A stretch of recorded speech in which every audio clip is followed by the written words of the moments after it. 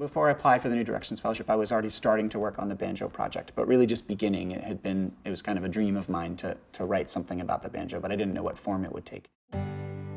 It was a time of really just delving into these other disciplines. And then out of that kind of came a very different type of project than what I had originally envisioned. In many ways, a broader and more ambitious work as a result.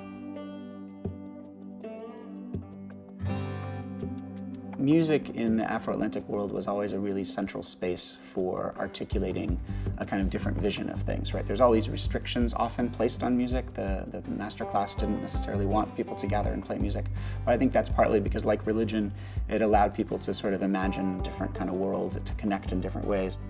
Obviously, it was a way of being human and kind of resisting the dehumanization of slavery. So music was a kind of form of communication.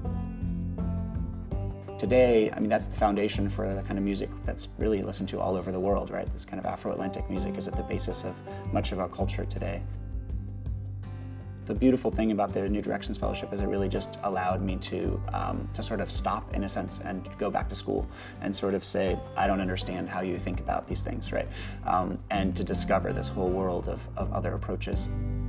I think there is the perception of higher education as somehow removed sometimes, even though, of course, many people are sending their children to college or have gone to college, but there is this sense that somehow the research dimension, especially certain kinds of research, are somehow removed or not connected to society.